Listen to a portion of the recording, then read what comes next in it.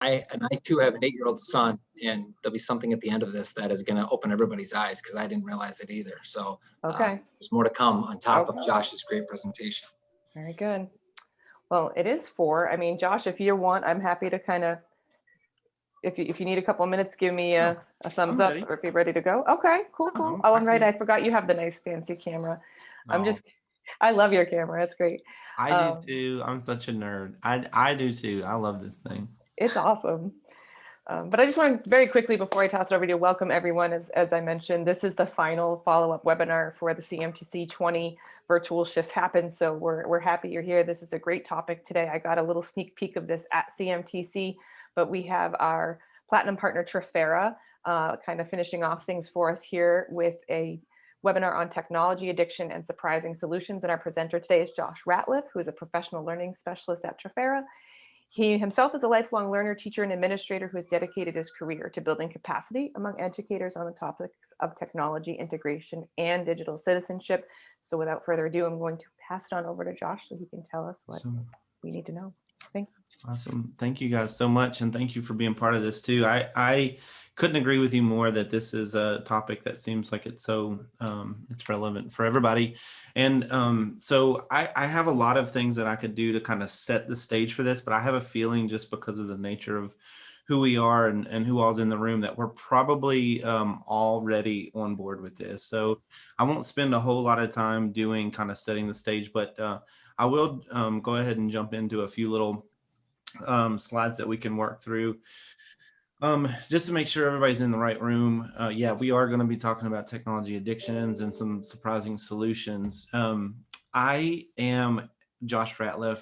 I introduce myself as a teacher because that's way easier to explain than what I really do for a living. But I kind of cut my teeth right here in the school district that I live in, teaching algebra and geometry. And then I became assistant principal, and I spent the last 7 years or so before coming to work for Trafera, working for the West Virginia Department of Education, helping schools to improve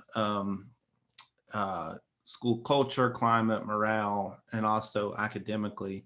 And during that process, I started to notice more and more of this pattern where so many students, and honestly, so many adults, and me included, were spending so much time on our device, and the device was such a distraction to the learning process that I thought it would be worthwhile for us to do a little investigation about this. And I was really surprised at how much research I could find that was related to mental health, but it seemed like it wasn't being discussed quite as much in the educational setting. And so I started doing a little bit of research to try to marry those two ideas. And that's kind of what I want to share with you today. I will also just mention who we are as an organization.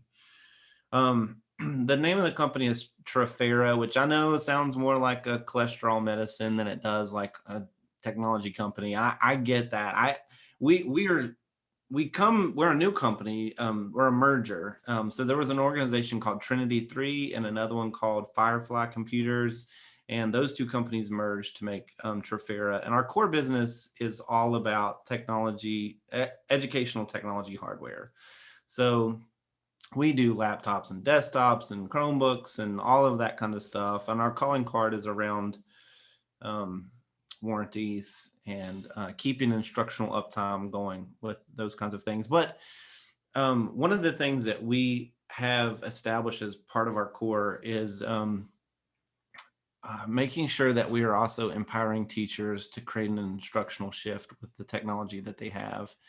Our absolute worst case scenario is we sell all of this technology into a school district and then teaching still continues along the same path. So one of the roles that I have at Trafera is making sure that as we sell into school districts, that we're also empowering educators to make an instructional shift. And that includes understanding how our technology is going to impact our mental health and also the physical health of students. Okay, so everybody good? You ready to get started? Is that enough introduction, Scott? We good? All right, here we go. So the first thing that we should admit right off the bat when we start talking about addiction is there's so much that we do not understand about this. Mental health professionals are not even sure if we should classify technology addiction as its own thing, or is this just the manifestation of something that we've already seen before? Luckily, there is a group of people, or there's a manual for this kind of thing. It's called the Diagnostic and Statistical Manual for Mental Health Disorders. And the most recent version of that is the DSM-5. And the DSM-5 does not include technology addiction within it, but it does have another category of things that's very similar, internet gaming disorder. And I happen to have the diagnosis criteria for internet gaming disorder pulled up. And if I just do kind of a mental find and replace for internet gaming for just vanilla technology, I'll read a few of these to you, and you'll be surprised at how many of these you would probably say yes to. So there's 9 of them. I won't read them all, but here's a few. I'm often preoccupied with technology. That's probably everyone on this call, right? I experience unpleasant symptoms when technology is taken away. Have you ever left your house without your cell phone and then you get to the stoplight and it's a full-blown panic attack? You have to turn around and go back and get your phone because you're unsure of what you might miss out on. I experience the need to spend increasing amounts of time using technology, right? So these are there are 9 of them. You can look them up online, but they're surprisingly common. And a mental health professional would look at these 9 criteria, and if you would say yes to 5 of these, then that mental health professional might consider a diagnosis of internet gaming disorder, if you're talking about that, or just technology addiction in our case. This is surprisingly common. It's something that I feel like, most of us on this call can relate to, either personally or with people that we care about and love. We're also not really sure how we feel about multitasking anymore. If you're on the call and you're thinking, oh my gosh, I'm a great multitasker, just think about this. Our newest research is suggesting that there's really not such a thing as multitasking. In other words, we're not really doing 2 things at once, but instead we're doing this kind of cognitive switching, right? So we're focused on one thing and then focused on another thing, but those 2 things are happening so closely together that it feels to us like we're doing 2 things at a time when we're really not. And there's an overlap where we reorient. So have you ever been reading a book and someone interrupts you, and then you go back to reading and you have to kind of reread through that page to figure out where you left off? Is that anybody, just me? Well, if that's ever happened to you, that's that kind of reorientation that's happening inside of our brains as we multitask. And it causes for lots of overlap where we're creating more cognitive fatigue than what we really need to.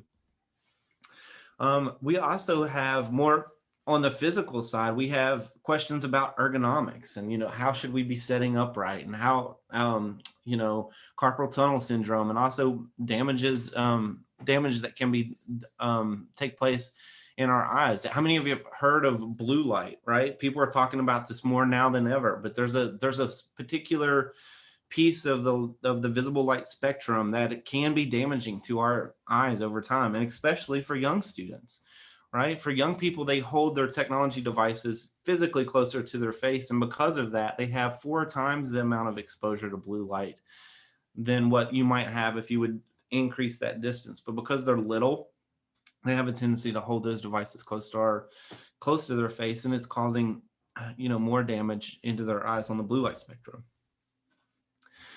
We also know that technology, the overuse of technology, can be very, very stressful, very strenuous for families.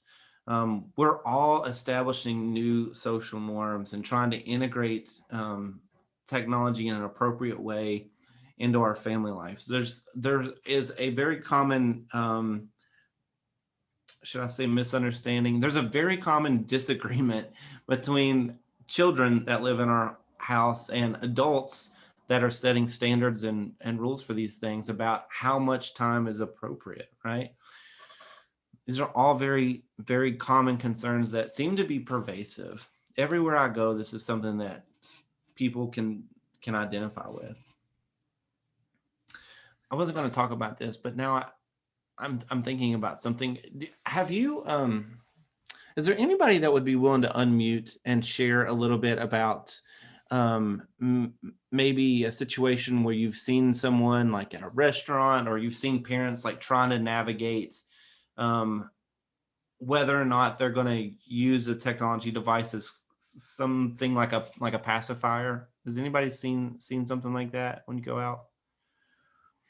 Anybody feel brave enough to unmute and share an example or a story? Definitely. I'll jump in. I've seen it, at restaurants. I'm a tech director. I heard somebody else mention earlier that they have a 10-year-old. And so do I. And so it's funny because I'm really strategic on the balancing, but I'm definitely not, the end all. So when we go out to restaurants, you can see a booth of a family, adults, and then I've seen it with the kids on technology on a separate booth. Yeah. So I've seen that, and I try to bring that to attention to my daughter, like, Yeah. look, they're not even engaging, they're not even talking, or Right. it's really sad. The other day we live right by a middle school, and you can see all these middle school students standing next to each other and nobody is talking. They're all waiting for, the start of school. And I told my daughter, I said, look at that. There are all these kids and nobody's looking at each other. Nobody's talking. So yeah, I definitely see it. Yeah. Good, Monica. Thank you. I was just, I had a feeling that was going to be something that would resonate. And by the way, if that's your parenting strategy, I'm not being critical of that. I know that there are times when my children are acting completely insane, and I'm like, all right, fine. If it means the iPhone for you to act like a human being, deal. You know what I mean? And I have made that compromise on I don't know how many occasions. So I want to be clear that I'm not being critical of those things, but what I am saying is it's so common these days to use a technology device as a pacifier. And then I sometimes bring into question, what message is that sending to our children? I want to ask you guys to unmute and share about this one as well. Have you ever been made to feel unimportant? Have you ever been trying to foster a conversation with someone and you just cannot break through because of their distraction? Does anybody feel brave enough to unmute? Or the flip side of that, maybe you've been in a situation where you've unintentionally made someone feel, unimportant.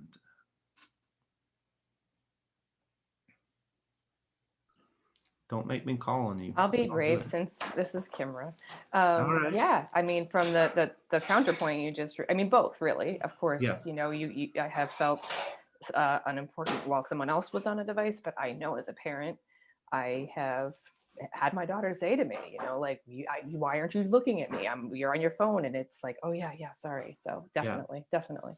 Yeah. I had one of the big turning points for me before I started this research project on addiction. I knew that I was starting to develop a problem when so many of the relationships that I care about were starting to become compromised because of my disposition or my proclivity for picking up a device and not paying attention to the people that really matter or the situation that really matters. I had a story that I don't always tell, but I'm just feeling vulnerable. Maybe this is group therapy, maybe, I don't know, but I'm feeling I'm going to open up a little bit. But I had my oldest son came home with like it was Father's Day, and you know how they do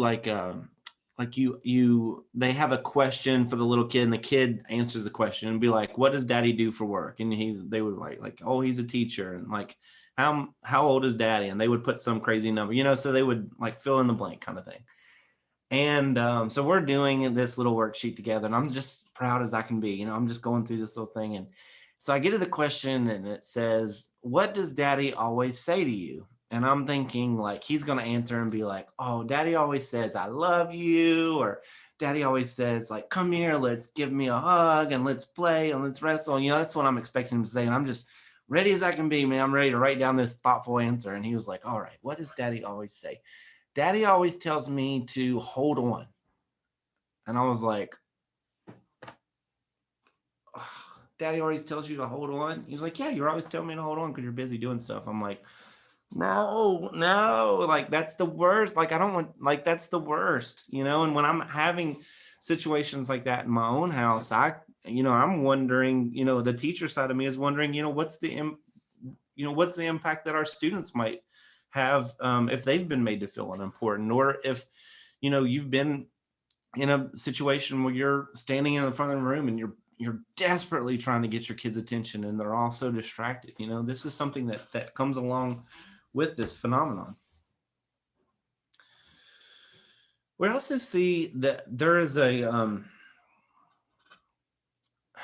narcissistic tendencies that are on the rise, because I don't know about you guys, but I depend on nonverbal communication. I thrive on it. Not only when I'm communicating to people. You can see if you're watching, like I'm animated, I talk with my hands a lot, I use a lot of facial expressions, but I'm always looking around the room and I'm always making eye contact with the people that I'm working with, because I want to see if they're smiling, if they're nodding their head, if the points that I'm making are landing on them. I'm looking for those nonverbal cues. And there's so much that we give up when we transition our life to a purely text-based communication. Has anybody ever been misunderstood? Like your tone, like you said something and what you said is what you meant, but the tone was completely off. It was received the wrong way, and that is because it's easy to do when all we have is text. Anybody want to take a guess about what technology solution is coming around to help people communicate tone? Does anybody see this creeping into like student schoolwork? Anybody want to share? Unmute.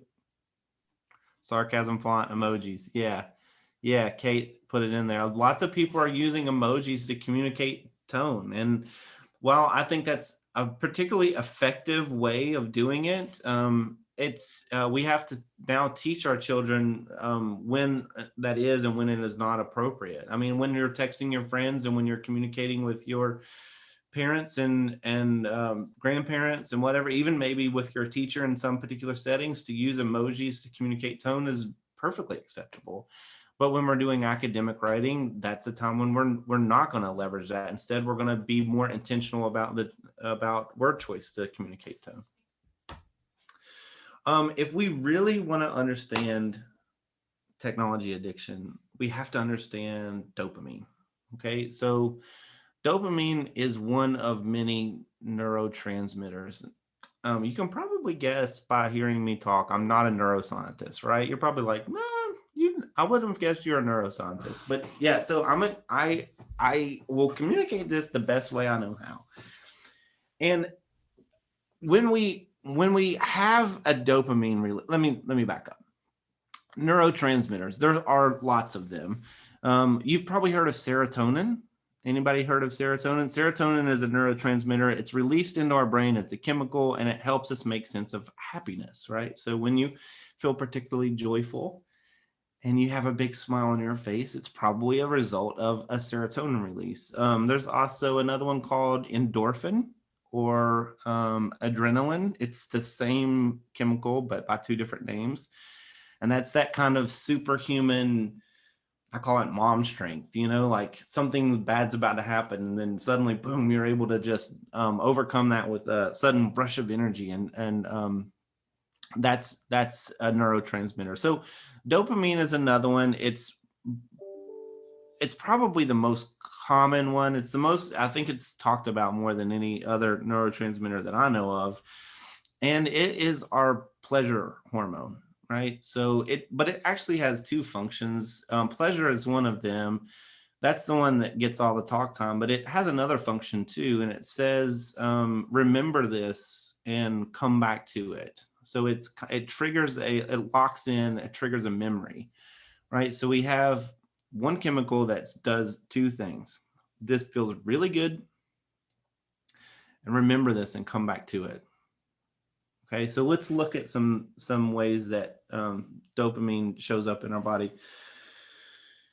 when we have great food, great sex, those are two things that can trigger a significant dopamine release that are probably common to everybody on the call, right? So our normal dopamine level is around 100, right? When we sit down with friends at dinner and everyone's laughing, having a good time, we're sharing great food, that dopamine level goes from 100 to 150, right? And you can probably think of a time where you went out of town with friends, and you can probably remember the restaurant that you ate at, right? Because it does two things. It says, this feels really good. I love this moment. I love this experience, and remember it, come back to it.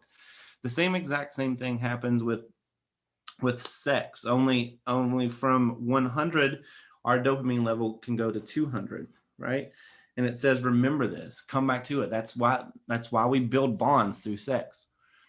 Those two are probably common, but look at some other things that release dopamine: cocaine, prescription opioids, heroin, methamphetamine. And methamphetamine is a dopamine release of 1,400. You guys, that's 14 times the normal dopamine level that your brain is used to. Now, there's something really interesting that happens here. If we expect a dopamine release and we do not get it, let's imagine this. If you normally eat lunch at like 11:30 every day, and it's like 12:15, and you haven't had lunch yet, anybody want to unmute? There's a name for that. What do we call that? If you're expecting to eat lunch at a certain time and then it's like way past that time, there's something that happens in our bodies. Hangry. Yeah, there it is. Kate put it in the chat. Yeah, it's a cross between hungry and angry, and that's what we call it in West Virginia. I don't know what you guys call it, but and here we're like, yeah, we can find ourselves getting high tension, high anxiety because we're expecting our body is expecting a dopamine release, and then we're denied that. So I want you to just imagine for a second that all of our children in the classroom are expecting a dopamine release that comes from technology, which I didn't share this, by the way, but a dopamine release from technology is around 175. So if you're expecting a text from your boyfriend or from even from a close relative or whatever, and you get a little notification on your phone, it gives you that little warm fuzzy feeling, that will send that dopamine level to like 175. So if we're expecting that, and all of our children are expecting that, and then we decide we're going to deny all of that dopamine release in the classroom, what do you think is going to happen to the energy level or to the mood in that class? Right? If I decide, I've got this bright idea, we're going to do systems of equations for fun instead of looking at our technology device, that's not going to work, you all. That's going to create a lot of tension and anxiety in that classroom. So let's talk about anxiety a little bit. This doesn't really happen in 3 stages. It's more of like tangry. I love that. Technology angry. Somebody put tangry in the chat. So funny. So imagine that there's a spectrum, right, for how anxiety manifests in our body. And I'm going to present it in 3 stages because I think it's easier for us to conceptualize, but really it's a more broad spectrum. And so at the soft stage, we have anxiety that looks like this. You would describe it as a person being very alert, curious, watchful, concerned, hesitant. These are things that we try to teach, right? If you've ever taught middle school students, you can look at that list and be like, yeah, those are all great things. I want kids to be alert, curious, watchful, concerned, hesitant. These are great qualities, right? At the next level anxiety, we call that the mood stage. You would probably describe it this way. I'm alarmed, I'm anxious, I'm nervous, I'm perturbed, I'm uneasy. There is a stage when we can be at a certain level of anxiousness where it doesn't look like anxiousness anymore. It's called the intense stage, and it feels different on our bodies, and it looks different. This is where you might see someone, you can describe them as being alarmed. Anxious shouldn't be there. I don't know why Oh no, I put the wrong descriptions in there. Here, let me get them. Give me a second. No. I had to change this. I want to make sure I do this right. Okay. The intent stage. Sorry, the descriptions are wrong. Here's the intent stage. Dread, panicked, paralyzed with fear, right? You've probably all been there. There's probably been a time when you've been anxious to the point where you wouldn't even describe it as anxiousness anymore, right? You would describe it as dread, fear, panic, fear, paralyzed with uncertainty, right?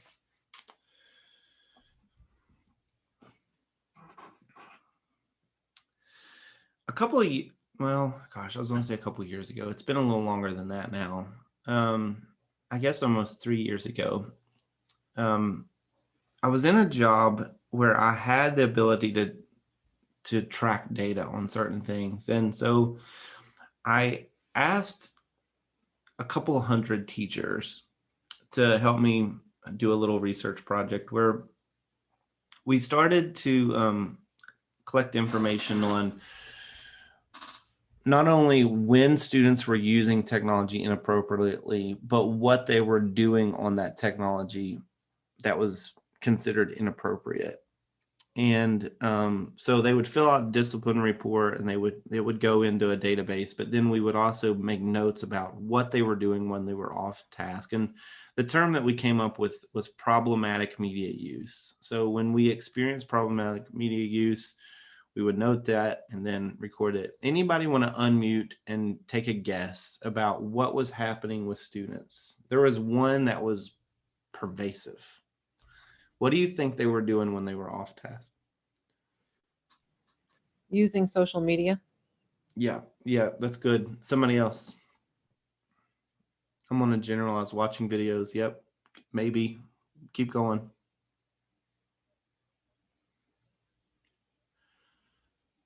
Anybody else want to take a guess? Chatting with each other. Yep.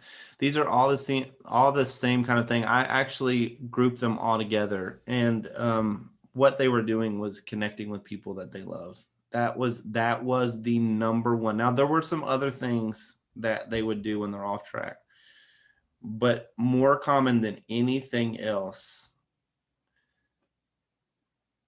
when they go off track, they are seeking authentic connections. They're trying to connect with someone that they care about.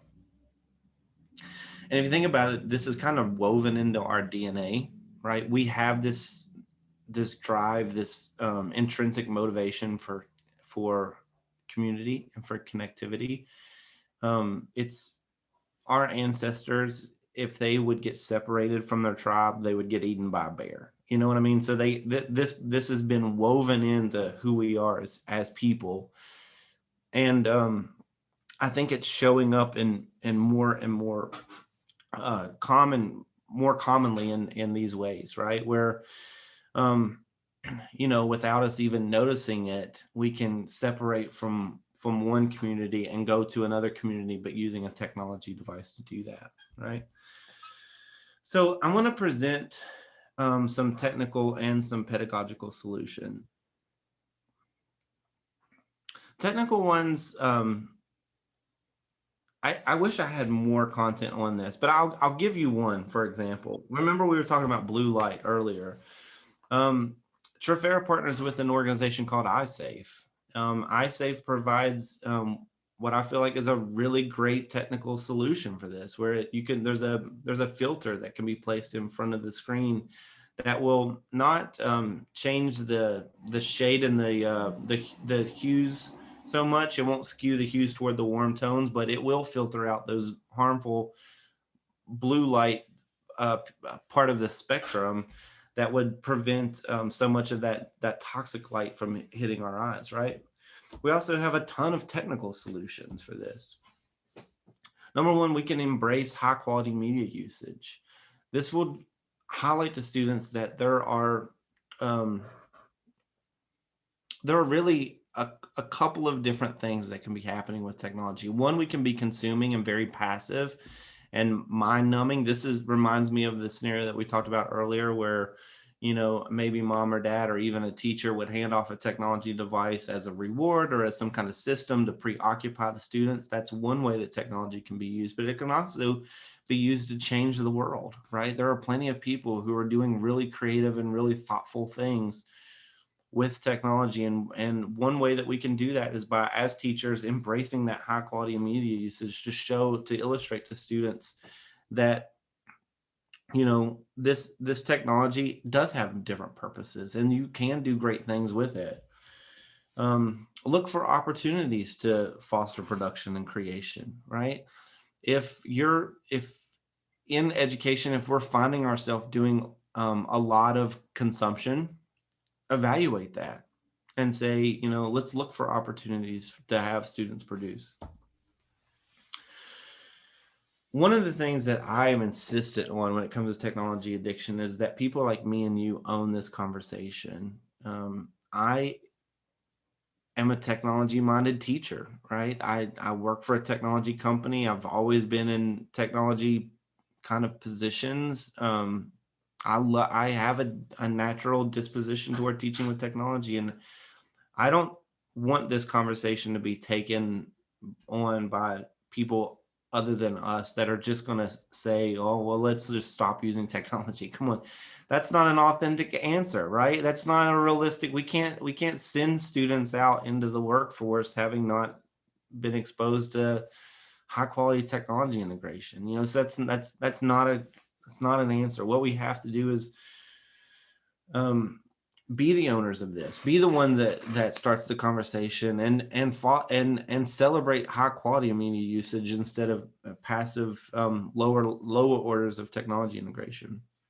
The next little bit that I'm going to give you, if you haven't paid attention yet, listen up. This is your chance. I'm telling you, the next few things are the most important thing that I have to offer on this topic. Here it is. We have to nurture relationships in our academic settings. Okay. And here's what I mean by that. We should look for opportunities pedagogically to do these certain things. Create a learning experience where students have a shared product. Create a learning experience where students have joint reasoning. Okay. These two things, a shared product and joint reasoning. I'm taking a page right now out of the playbook for addiction recovery. So when I was studying for this topic and studying for my research project, I had an opportunity to work closely with mental health community here where I live. And I asked them, what do you do when you're doing an intake of someone who is recovering? I'm going to go off this so I can see you better. When you're doing an intake of someone who is recovering, how do we go about addiction recovery? And they said, well, the first thing that we do, if the usage is harmful to their body, we would encourage them to stop using. If it's not harmful to their body, like with food or with sex, then we would readjust the intake for that. But then we would also be very, very, very intentional about trying to source that dopamine release from something else that is healthy. Okay, follow me here. So if we can get a dopamine release from a healthy source, like from food or from sex or from friendships or from community or from, in this case, technology, then we would have less desire, less need for sourcing that dopamine release from something unhealthy, right? Okay, so let me go back to this and make sure I'm hitting this point exactly the right way. When we're nurturing relationships in our classrooms, we can create that environment that would give them the dopamine release that their body is expecting, but do it in a way that is authentic to that learning experience. Okay, so we're creating a lesson or an activity that fosters a shared product and joint reasoning. I'm going to show you something about those two in just one moment. We should also work on single tasking, right? I have not really heard this term as much, really, as I have some of the other things. But when we're talking about single tasking, we should look for opportunities in our classroom to allow students to focus, right? And track that student engagement. we can also take a fresh look at classroom management. I think historically, let me say it like this. I took my classroom management class in a time when we were not talking about how saturated our learning environments were with technology. You know, it was this different world. We were talking about seating charts and, you know, proximity control and all of those things that are certainly valuable. But the fact that our classroom is saturated with technology should have an impact on how we manage those classrooms. Now, here's the question that you should be asking.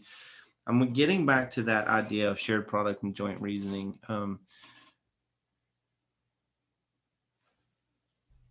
If we are designing these learning experiences in a way that has significant amounts of shared product and joint reasoning, are we then suggesting that they will be less likely to be distracted with their technology? So here's what I want to show you. This is a little bit of data that I've been tracking on. I'm using a matrix called IPI. Is anybody familiar with IPI? Anybody want to unmute and say, yeah, we use that at our school? No? IPI is a measure of student engagement. It stands for the Instructional Practices Inventory, and it's 6 levels. It's really simple. So at level 1, no one's engaged. The teacher's not engaged, the students aren't engaged. It's just a free-for-all, you know? And at level 5 or level 6, you have either a shared product or joint reasoning. And at level 6, you have both of those, right? So at 5, you would have one or the other. And at 6, you would have both. So what we decided to do is track our problematic media usage against the level of engagement. And what we have found is as students are more highly engaged with shared products and joint reasoning, they are far less likely to be off track with their technology usage, right? 4% as opposed to 33% with problematic media usage. You can see that this is not really surprising to a lot of people. There's always been a known inverse relationship between student engagement and discipline. You know, when students are highly engaged, they're less likely to be, you know, discipline problems. And the reverse of that is also true. When we can't keep our students engaged, discipline tends to go through the roof. I want to stop there before I turn it over to Scott and just ask, does anybody have questions or comments about the material that we've covered so far?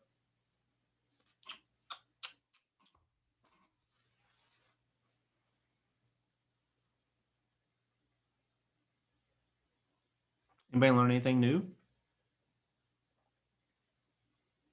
No one learned anything. Monica, there you go. No, I like the, you know, we promote, of course, you know, nurturing relationships, but I love, you know, we're trying to change the teachers' vision on trying to create more shared experiences, and trying, when we integrate that technology, instead of just saying, okay, here's a Chromebook, you know, because we don't want that to be a babysitter, just like, you know, the parents are doing, or, you know, and I think it's all about education all the way around. All the way around. With COVID, I think it just amplified the problematic, you know, areas. And so trying to create I will share that shared products, joint reasoning on that language of it. So let me expand on that just a minute. So when there are lots of group work activities that have shared products, right? But they might not have joint reasoning. So if you and I are partners on something, Monica, and I say we're going to have a shared product, you do slides 1 through 5, I'm going to do 6 through 10.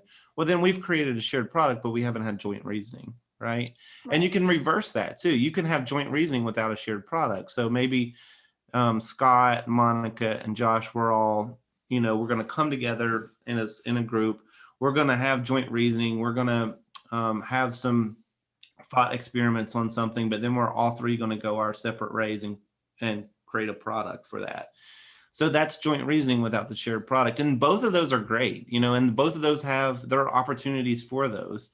But when we were tracking IPI, we were noticing when we create those learning experiences that require the joint product and the shared reasoning, that we have fewer numbers of students that are being referred to for discipline because of problematic media usage. Which I think And is, that makes sense. That Yeah. makes complete sense. So thank you for sharing that. yeah, absolutely. Anybody else have a question or a comment?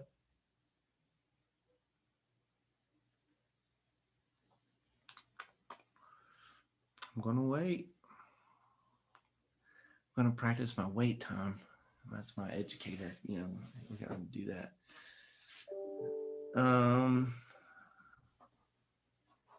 Let me check the chat.